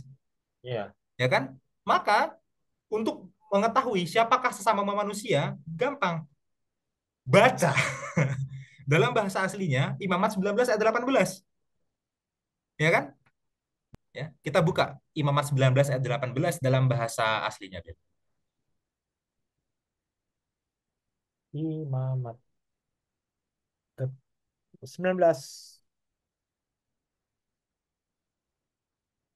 Ya, ya, tentunya dalam konteks ini ya, banyak dari kita belum bisa menjawab tantangan ini ya, karena kita belum bisa Iya. membaca bahasa Ibrani ya. Tapi saya akan bacakan kepada saudara ya. Lotikam, ya. Sebenarnya dalam artian aslinya itu jangan kamu bangkit. Tapi maksudnya adalah jangan kamu bangkit untuk membalas. Oke? Velo titor et benei amecha. Jangan kamu dendam kepada anak-anak bangsamu, kepada orang-orang sebangsamu, kira-kira gitu. Hmm. Ve'ahavta, dan kasihilah le reacha, sesamamu, kemocha, seperti dirimu sendiri. Ani Adonai. Akulah Adonai, akulah Allah. Sorry, ya, akulah Tuhan. Ya, kalau Allah itu Elohim. Ya, akulah Tuhan. Sebenarnya itu bukan Adonai, bahkan ya, itu sebenarnya tetragrammaton, tapi saya bacanya Adonai. Iya. Oke, itu topik lain. Tapi perhatikan di sini, ya. Ve'ahavta, dan kasihilah le reacha. Kasihilah sesamamu. Oke. Pertanyaan Yesus adalah, apa yang kau baca di sana? Will, apa yang kau baca di sana? Ini susah loh ini. Iya.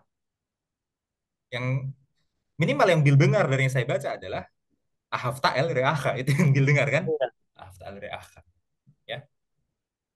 Eh, tapi begini, teks yang kita baca ini ya, Bapak Ibu Saudara-saudara, ini adalah teks yang diambil dari Leningrad Codex. Oke, Leningrad Codex itu adalah manuskrip Ibrani terlengkap dan tertua yang berasal kira-kira dari abad ke-10 Masehi. Ya, kira-kira 1.000 tahun yang lalu. 1.000 tahun yang lalu ada manuskrip Leningrad Codex. Apa ciri khasnya Leningrad Codex? Leningrad Codex ini adalah teks di mana dia sudah mempunyai penanda vokal, ya, yang dalam bahasa Ibrani disebut sebagai nikut, penanda vokal atau nikut. Eh, dalam bahasa Ibrani ya, huruf-huruf itu hanya ada huruf konsonan, nggak ada huruf vokal. Oke? Jadi bagaimana cara kita bisa mengetahui bunyi vokalnya? Itu ada bantuan dari nikut tadi, berfungsi sebagai penanda vokal, gitu ya. Seperti itu. Tapi pada zamannya Yesus ya, nikut itu belum ditemukan. Nikut itu belum ditemukan, penanda vokal itu belum ditemukan. Maka yang ada itu hanyalah huruf-huruf konsonan. Kalau yang ada hanya huruf konsonan, maka dia bisa dibaca jadi lebih dari satu kemungkinan pembacaan. Oke? Ya, tolong Bill, tulis KM spasi SDH spasi MKN. Ya. Sebagai contoh aja nih dalam bahasa Indonesia. Konsonan. Oke. Apa Ya. tadi? KM KM, spasi SDH SDH, spasi MKN. Oke, MKN. apa bacanya nih Bill? Kamu sudah makan? Kamu sudah makan. Kenapa bukan kami sudah makan? Nggak Atau tahu. kenapa Kan bukan bicara sama kamu. gimana gimana? Karena aku bicaranya sama lu berdua. Jadi kamu. Oh ya, tapi ini kita baca buku kan ceritanya kan? Oh iya iya Baca iya iya. buku yang konteksnya bisa apa saja gitu kan? Benar Ya. benar. Kemudian kenapa bukan eh, kamu sudah makin? Iya. Kenapa bukan kami sudah makin? Kenapa juga bukan kamu sedih makan? Kenapa juga bukan kami sedih makan? Perhatikan itu ya. Tanpa vokal, KM, SDH, MKN itu bisa punya banyak kemungkinan pembacaan. Oke? Ya. Dan seperti itulah bahasa Ibrani sebelum adanya nikut. Bahasa Ibrani sebelum adanya nikut, pada saat masih hanya konsonan, masih belum ada pembantu untuk menunjukkan vokalnya, itu banyak kemungkinan pembacaan. Oke? Dan saya di sini mau share screen untuk menunjukkan menariknya ayat ini ya. Semoga Laptop saya nggak macet. Itu tantangan terbesar kita ya untuk kali ini ya. Ya, tolong doakan ya saudara-saudara. Ya, karena ternyata laptop saya ini spesifikasinya kurang ya, jadi saya nggak bisa membuka papan tulis saudara-saudara. Maka tadi saya gambar dulu, saya tulis dulu di HP, kemudian gambarnya saya kirim ke Bill dan Bill tampilkan di sini ya. Oke. Betul.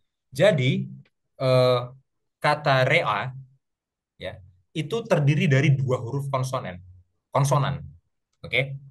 Resh dan ain. Ingat ya dibacanya dari kanan ke kiri. Jadi resh itu yang kanan, kemudian Mhm. ain itu yang kiri. Resh seperti huruf R kalau di kita, kemudian ain ya. Ya mungkin kayak huruf A di kita tapi nggak sama persis lah ya gitu. Nah, resh dan ain itu bisa dibaca berbeda tergantung nikutnya. Kalau seperti di Imamat 19 ayat 18 ini ya, rea dengan nikut E dan A di bawahnya itu ya. E itu titik dua, A itu seperti bentuk lidah itu ya. Rea itu artinya adalah sesama atau tetangga atau bisa diartikan sebagai orang yang tinggalnya dekat. Bisa diartikan sebagai satu warga negara ya, sesama rea. Oke. Tapi kalau nikutnya hanya A, itu dibacanya ra. Ra. Bil ingat ra artinya apa? Jahat, Jahat atau buruk. buruk. Dan ada artian lain. Artian lainnya adalah musuh. Ya, jahat, buruk, musuh. Oke. Jadi dengan konsonan yang sama, ya, dan pada zaman Yesus itu belum ada nikutnya, hanya res dan ain saja. Itu pembaca bisa baca itu sebagai rea, sesama, ya, lebih lengkapnya reaha, sesamamu gitu ya, atau ra'a, lebih lengkapnya ra'aha, musuhmu. Oke. Makanya kita kembali lagi Bil ke Lukas 10 tadi ya 26 ya. Waktu Yesus bertanya, apa yang tertulis di Taurat, apa yang kau baca di sana, itu menentukan interpretasi si ahli Taurat itu terhadap siapa yang dimaksud sebagai sesama manusia. Oke?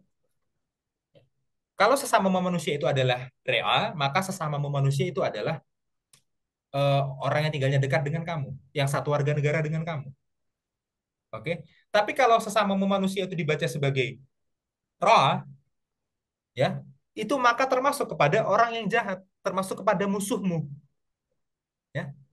Kita akan menganggap orang yang jahat kepada kita, musuh kita, itu sebagai sesama juga, ya.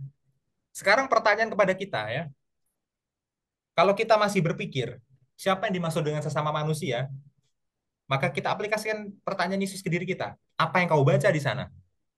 Ya, apakah Iya. kita membaca itu rea atau membacanya itu ra? Apakah kita hanya menganggap sesama itu hanya tetangga kita, orang yang tinggalnya dekat dengan kita, orang yang satu negara dengan kita, ya mungkin satu suku dengan kita, satu pandangan dengan kita, yang baik-baik ke kita, atau kita juga bisa membaca ayat ini dengan ra, orang yang berbuat jahat ke kita, tetap kita anggap sebagai sesama manusia. Orang yang beda suku dengan kita anggap sebagai sesama manusia. Lawan bisnis kita anggap sebagai sesama manusia. Ya, apakah bisa seperti itu? Ya. Apakah kita berpikir, oh iya kasihlah sesama manusia seperti dirimu sendiri. Artinya kita nggak boleh nggak adil kan? Tapi kita pilih-pilih. Kalau itu kan bukan sesama, jadi boleh nggak adil. Itu kan ra, bukan rea. Ya, apa yang kita baca di sana? Ya. Ya, dan disinilah di mana membaca bahasa Ibrani itu menjadi sangat penting gitu ya. Karena pertanyaan Yesus ditujukan kepada seorang ahli Taurat ya, yang mana dia bisa membaca dan pertanyaannya ini pertanyaan lebih detail. Apa yang kau Iya. baca di sana ya? Ya, mari kita belajar dari perumpamaan yang Yesus akan berikan setelah ini. Ya. Setelah ahli Taurat ini bertanya, siapakah sesamamu manusia itu? Ya Yesus memberikan perumpamaan apa? Orang Samaria yang baik hati. Iya. Ya, karena orang Yahudi tidak menganggap orang Samaria sebagai rea, menganggapnya sebagai ra, tidak menganggap sebagai sesama, menganggapnya sebagai musuh. Begitu juga sebaliknya, orang Samaria nggak menganggap orang Yahudi sebagai rea, sebagai sesama, menganggapnya sebagai ra, sebagai musuh. Tapi begitu ahli Taurat ini bertanya, memangnya siapa sesama? Yesus langsung tunjukkan orang yang biasa dianggap roh, ternyata itu dianggap juga sebagai rea. Ya, itulah kenapa perumpamaan ini jadi sangat penting dari konteks sebelumnya. Iya, Ya, jadi bagaimana cara kita memantulkan kasih dan keadilan Allah? Ya, ayat yang lain dari perkataan Yesus bilang, kasihilah musuhmu. Ya, seperti itu. Silahkan Bil, tanggapannya. iya, ini bagus sekali ya. Ya, saya dulu pernah mendengar eksposisi tentang ini ya. Jadi sebenarnya exegesis tentang ayat ini dari saya lupa, mungkin dari dulu juga ya. Tapi kayaknya kita pernah bahas ini, tapi udah lama sekali, udah lama banget tentang kata apa yang Yesus suruh baca. Lalu ternyata itu ada permainan kata, ya bisa dibaca sesamamu, bisa dibaca musuhmu. Nah, ya menurutku ya tentu Yesus tahu isi hati orang ini ya, apa motivasinya, gitu. Kenapa dia bertanya seperti itu? Dan ya ya terlihat bahwa Yesus jauh lebih pintar ya daripada orang ini. Yesus sudah membuat perangkap terlebih dahulu ya. Dia suruh baca kan, itu kan perangkapnya. Perangkap dalam Ya, tanda kutip ya. Artinya kalau dia teruskan pertanyaannya, ya Yesus bisa kasih tambahan ya. Ya tambahan yang Yesus kasih malah malah perumpamaan ya, dan itu malah melegitimasi bahwa kamu bisa baca kan kalau itu musuhmu itu kan sebenarnya. ya, Kan sebenarnya Yesus bilang gitu. Kan kamu sebenarnya bisa baca kan itu musuhmu. Terus kenapa kamu tanya lagi? Nah, sekarang saya kasih kasih tahu ceritanya itu kan sebenarnya. Jadi sebenarnya ceritanya Yesus tuh berbau apa? Sarkastik terhadap orang Farisi yang bisa membaca ayat tadi. Gitu ya. Kalau saya lihat ya dari latar belakang ini. Ya, tapi itu hal yang sulit. Itu hal yang sulit. Hal yang sulit itu adalah melakukan sesuatu yang kita sudah tahu itu benar, tapi kita nggak mau lakukan. Itulah hal yang sulit. Ya orang orang Farisi kan, orang Taurat itu kan itu. Dia bisa baca, dia tahu yang benar, tapi dia masih tanya lagi gitu kan. Ya pertanyaannya kenapa dia tanya lagi? Apakah dia mau menjebak Yesus? Bisa jadi. Atau dia mau meyakinkan bahwa yang dia rasa itu benar, paham nggak sih? Jadi kayak kita tuh udah tahu kita salah, tapi kita nanya lagi, ini salah nggak ya? Padahal sebenarnya kita tahu itu salah gitu kan. Kita udah tahu itu salah. Dan ya Yesus menegur ya, dalam tanda kutip Yesus menegur orang ini dengan cerita perumpamaan ini. Ya, sekarang pertanyaan bagi kita ya, kita sudah belajar pelajaran ini ya. Kalau misalnya ada ketidakadilan di dunia ini, atau bahkan ketidakadilan yang kita lakukan ya saudara, eh, akan lebih akan akan sangat baik apabila kita rendah hati ya, untuk mengakui bahwa itu salah gitu ya. Itu salah dan kita harus berubah. Daripada kita seperti orang Farisi ini akhirnya kita terlihat bodoh sendiri gitu kan dalam kasus ini.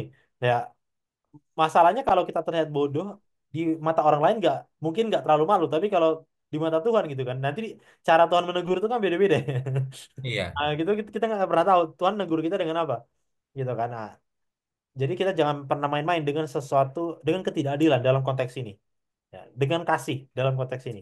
Kita orang Kristen, kita sudah belajar kasih dan keadilan itu adalah pilar utama dalam kekristenan ya, karena itu yang Tuhan lakukan bagi umat manusia. Jadi kita jangan main-main gitu. Jangan main dengan kasih dengan ketidakadilan. Nanti takutnya Tuhan tegur. Coba baca dulu. Kalau tegurannya suruh baca. Kalau teguran yang lain, aduh janganlah. Nanti pusing, kita yang pusing. Gitu kan? Baik, ini ada satu kutipan dari Kisah Para Rasul, halaman 318 319 ya. Betapapun tingginya pengakuannya, orang yang hatinya tidak dipenuhi dengan kasih bagi Allah dan sesama manusia bukanlah murid Kristus yang sejati. Meskipun ia memiliki iman yang besar dan memiliki kuasa bahkan untuk melakukan mujizat, namun tanpa kasih imannya tidak akan ada artinya. Ia mungkin memperlihatkan kemurahan hati yang besar, tetapi jika ia dari suatu motif lain selain kasih yang sejati memberikan semua hartanya untuk memberi makan orang miskin, tindakan itu tidak akan membuatnya berkenan kepada Allah. Wah, ini luar biasa ya. Seandainya saya jual semua harta saya pun, tapi itu bukan motivasi yang kasih sejati, ya itu pun tidak berkenan. Ya. Dalam semangatnya, ia bahkan mungkin menemui kematian sebagai martir. Bahkan bisa martir ya saudara. Namun jika tidak digerakkan oleh kasih, ia akan dianggap oleh Allah sebagai seorang penggemar yang tertipu atau seorang munafik yang ambisius. Kasih itu sabar, kasih itu murah hati, kasih itu tidak cemburu, kasih itu tidak membanggakan diri dan tidak sombong. Sukacita yang paling murni muncul dari kerendahan hati yang paling dalam. Wah, ini luar biasa ya. Sukacita yang paling murni muncul dari kerendahan hati yang paling dalam.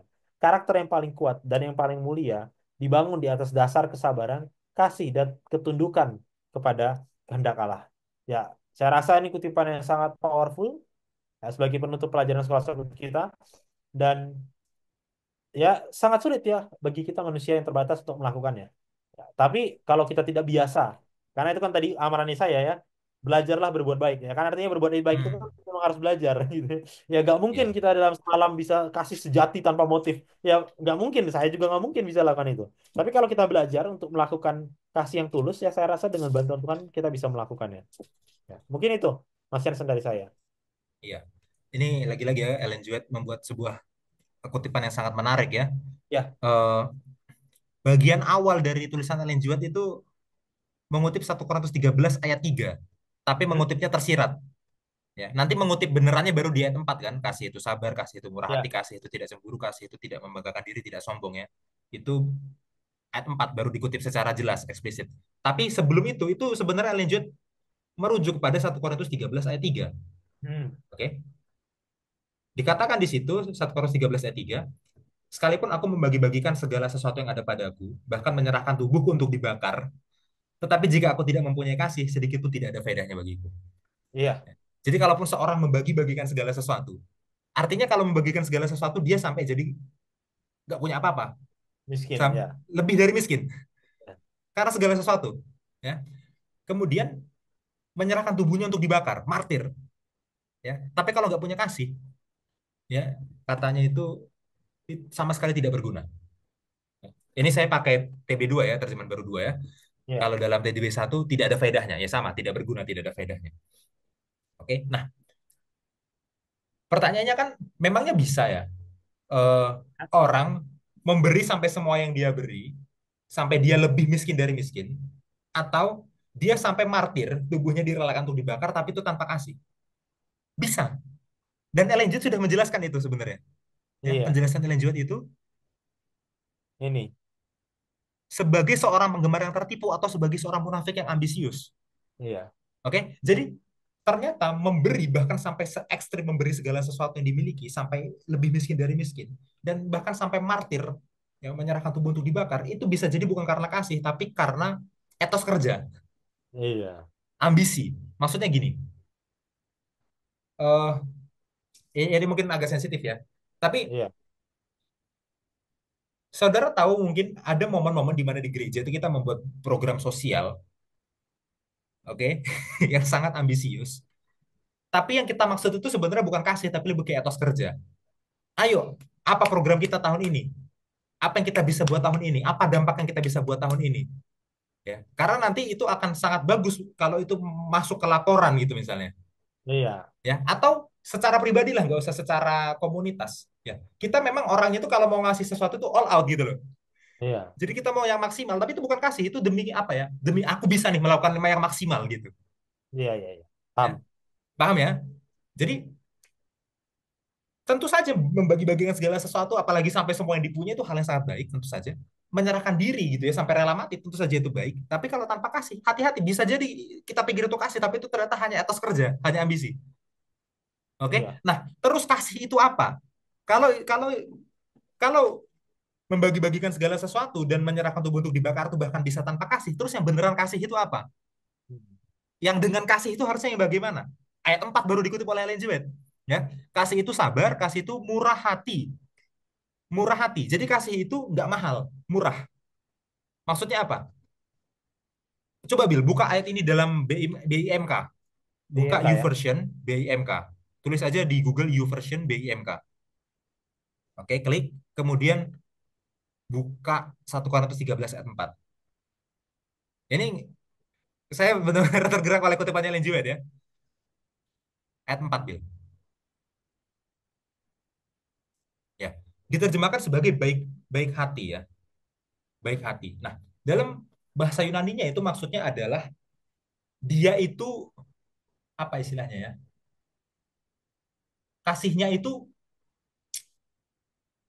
mudah diberikan, mudah Gampang diberikan, ya. Apa ya gampang namanya? diberikan. Maksudnya gini, orang nggak perlu baik dulu, baru dia baik, dia langsung kasih aja. Ya, itu kayak part of him, apa ya namanya? Kayak, Iya, orang nggak perlu lihat ini sebagai sebuah program atau apa, bahkan nggak perlu dilihat ini sebagai sebuah etos kerja. Dia kasih aja. Dia udah kasih dulu ya. Ya, artinya gini, berapa banyak orang yang etos kerjanya tinggi, maksudnya apa? Dia mau melakukan hal yang paling maksimal, artinya dia mau kasih segalanya karena, oke, kalau aku kerja aku maksimal. Atau berapa orang yang dalam hal komunitas itu dia mau kasih program yang maksimal, tapi begitu ada orang jahat sedikit ke dia, wah, nggak sudi baik sama orang kayak gitu. Nggak jadi. Ya, Mundur. itu sebenarnya ya, mohon maaf ya, mau sebagaimanapun besarnya programmu dalam bakti sosial, atau seberapa banyak pun kamu sudah memberi ke orang lain, tapi kalau dalam hatimu begitu ada orang jahat ke kamu terus kamu gak sudi ngasih orang kayak gitu, itu adalah memberi yang tanpa kasih. Karena kasih itu murah hati. Ya, dia itu apa istilahnya? Standarnya nggak tinggi untuk dikasih gitu loh, untuk Iya. dikasih ke orang lain. Dia murah aja. Ya. Maka sukacita yang paling murni adalah kerendahan hati yang paling dalam. Cuma kerendahan hati yang bisa memungkinkan kita mengasihi orang yang tidak kasih ke kita. Ya, Iya. istilahnya kitab imamat apa? Antara rea dan ra. Iya. Ya, rea itu berarti sesama, tapi ra itu orang yang jahat ke kita. Reaha, orang yang jahat ke kita. Bi- Hanya kerendahan hati yang paling dalam yang membuat kita bisa murah hati, mengasihi orang yang jahat ke kita. Ya, makanya eh, ada satu orang eh, teolog itu ya dari Jerman, saya lupa namanya siapa ya. Dia menulis 1 Korintus 13 adalah hal paling dalam yang pernah ditulis oleh Paulus. Ellen G juga menulis di kutipannya yang lain ya, bahwa kita harus membaca 1 Korintus 13 setiap hari. Ya. Karena dalam dunia modern ini, kita bisa mereduksi kasih jadi pemberian semakin besar atau jadi pengorbanan diri semakin besar. Ya. Tapi di mana kemurahan hati? Di mana sikap mengasihi yang itu bukan ke orang yang baik ke kita, ke rakyat. Di mana kerendahan hati? Ya, murah hati itu. Disitulah baru kasih sejati muncul. Ya, ini saya tergerak oleh kutipan Ellen G. White ya, tapi semoga ini kasih tambahan ke kita ya. Karena Ellen G. White sendiri mengutip 1 Korintus 13. Seperti itu, Bill. Iya. Dan ya contoh yang paling mudah ya. Kerendahan hati itu adalah Tuhan ya. Dia mati untuk orang yang percaya dan tidak percaya. Untuk orang yang bahkan hostile. Itu kata John Peckham ya. Di dalam bukunya. Tuhan Ya, mati bagi orang yang bahkan menentang dia dan melawan dia. Ya, itulah itulah contoh paling nyata kerendahan hati. Ya. Kalau kita mau memberi, kita harus belajar dari orang yang paling jago memberi, yaitu Yesus gitu kan. Ya, kita jangan tiru orang di dunia ini, nggak ada orang yang bisa seperti Yesus. Tiru Yesus, dia mati bagi semua orang. Tanpa ya itulah bentuk kerendahan hati ya. Dan di Ibrani itu ya dicatat bahwa ya dia telah mati for the joy that was set before him. Sorry, di perumpamaan di Matius atau di Lukas ya. For the joy that was set before him, untuk sukacita yang disediakan baginya. Nah, saya ingat kutipan ini, sukacita yang paling murni dari kerendahan hati yang paling dalam. Jadi bahkan Yesus mati untuk orang yang percaya dan tidak percaya, menimbulkan sukacita bagi dia. Nah, gitu kan? Ya itu susah bagi kita ya, sukacita menolong orang yang jahat sama kita. Waduh, itu susah banget karena kita punya ego, gitu kan? Kita punya ego. Tapi kita harus belajar, saudara. Ya memang sekolah sahabat ini dan tulisan ini dan firman Tuhan itu dibuat untuk menegur kita dan membuat kita supaya berubah, gitu ya. Mungkin itu, Mas Yansen dari saya. Bisa kita tutup ya. pelajaran kita? Satu ayat, Will, sebelum menutup ya. Mika 6 ayat Oke. 8. Oke. Apa tuh? Sorry. Mika 6 ayat 8. Luka 6 ayat 8.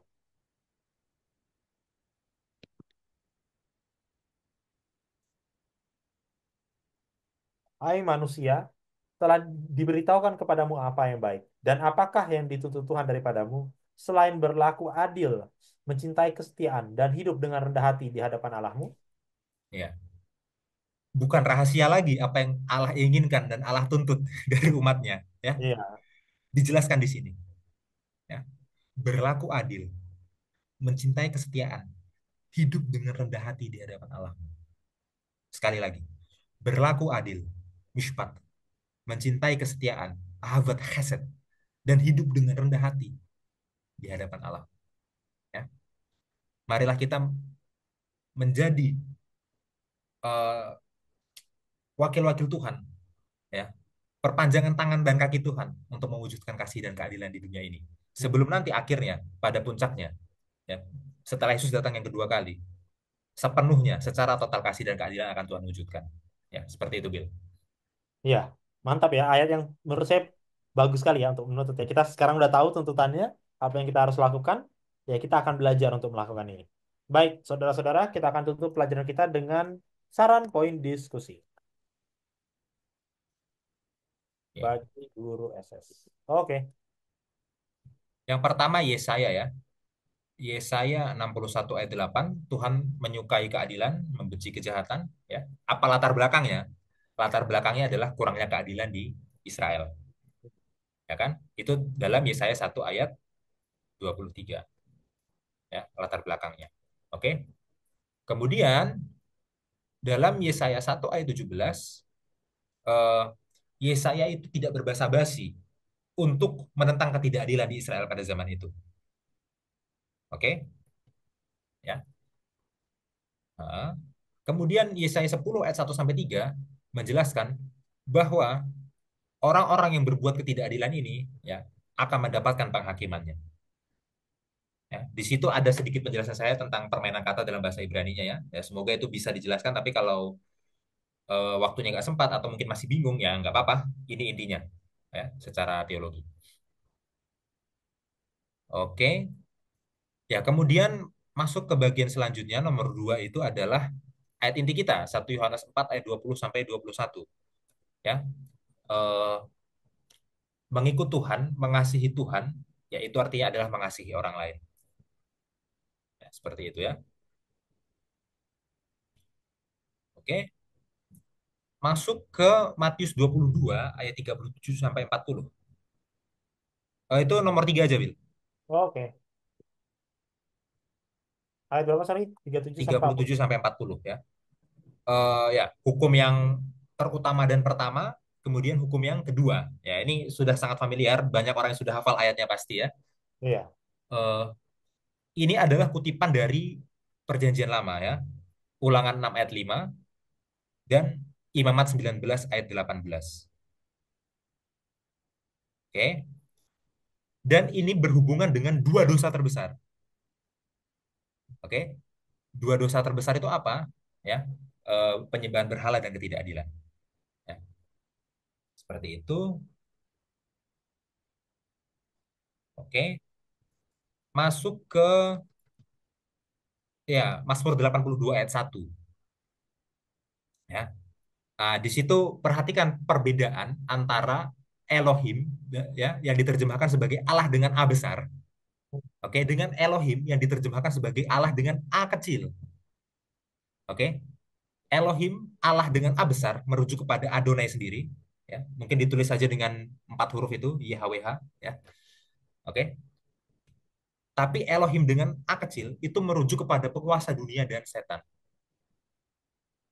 Oke. Ya, tapi saudara jangan baca YHWH-nya ya. Ya, Iya. jangan dibaca ya. Ini ditulis saja. Oke. Eh, maksudnya apa? Maksudnya dalam sidang ilahi, dalam dewan surgawi, ya, Tuhan itu menegur penguasa dunia yang dibaliknya adalah setan atas ketidakadilan di dunia ini. Sekali lagi, Tuhan menegur penguasa dunia yang dibalik mereka adalah setan ya, atas ketidakadilan di dunia ini. Itu ya, itu. Dilanjutkan ke ayat 2 ya, ke ayat 2 di situ Tuhan mempertanyakan kepada para Elohim ini ya tentang kelakuan mereka yang tidak adil itu. Oke? Dan di ayat 3 sampai 4 Tuhan menjelaskan idealnya harusnya seperti apa, ya. Seperti itu. Ya, idealnya seperti apa. Ya. Oke. Kemudian nomor 5 itu Lukas 10 ayat 25 sampai 29, ya. Nah, di sini hukum terutama dan pertama juga hukum kedua muncul lagi, ya. Tapi kali ini dari perkataannya ahli Taurat bukan dari perkataan Yesus, oke? Nah, setelah muncul itu hukum yang terutama dan pertama dan hukum yang kedua muncul lagi, ternyata ahli Taurat ini berusaha membenarkan diri dan bertanya, ya, memangnya siapa yang dimaksud dengan sesama manusia? Ya, memangnya siapa yang dimaksud dengan sesama manusia? Ya. Dan untuk menjawab itu, kita perlu kembali ke ayat 26, ke pertanyaan Yesus. Apakah yang engkau baca di sana? Ya. Dan tentunya yang dibaca itu adalah dari Taurat, ya kan? Yesus juga bilang, apa yang tertulis di Taurat gitu kan? Ya, jadi harus membaca Imamat 19 ayat 18. Imamat 19 ayat 18 itu adalah bagian dari Taurat ya. Nah, tentunya di bagian sini ya, ini perlu kita jelaskan juga bahwa sebagian orang di zaman itu buta huruf ya. Jadi ahli Taurat ini spesial karena dia pendidikannya tinggi, jadi dia bisa membaca ya. Kita sekarang angka buta huruf sudah lebih rendah ya, hampir tidak ada orang buta huruf sekarang. Tapi dalam konteks ini kita masih buta huruf kebanyakan karena kebanyakan dari kita belum bisa bahasa Ibrani ya. Ya, jadi, mungkin ini susah juga ya, karena nanti mungkin dari anggota sekolah sahabat akan ada yang bertanya gitu, pertanggungjawabannya ya. Kamu tahu dari mana emang kamu bisa bahasa Ibrani gitu kan, mungkin kan? Ya, jangan takut ya. Saudara kutip saja saya bisa bahasa Ibrani, saya jamin. Saya jamin bahwa yang saudara sampaikan di sekolah sahabat masing-masing itu benar ya. Nanti kalau ada yang Iya, mempertanyakan pertanggungjawaban, ya saya mengutip eh, kanal YouTube Adventist 101 Impromptu, ya di situ yang diskusi di sana bisa bahasa Ibrani, oke? Jadi ada pertanggungjawaban. Ya. Nah, dan setelah kita baca dengan tidak adanya penanda vokal pada zaman itu, oke? Kata rea sesama ya, itu bisa juga dibaca sebagai roa, buruk atau musuh, oke? Kata rea sesama bisa dibaca sebagai roa, buruk atau musuh. Maka pertanyaan Yesus, apa yang kau baca di sana itu jadi sangat mendalam, terutama untuk ahli Taurat yang memang udah bisa membaca kan, ya, namanya aja ahli gitu kan, ya. iya, Apakah dia hanya mengasihi sesama dalam artian sempit ya, orang yang satu negara dengan dia, orang yang dekat dengan dia, ya, atau dia bisa mengasihi sesama dalam artian luas, termasuk orang yang buruk, termasuk musuh dia. Dan itu juga pertanyaan bagi kita, ya.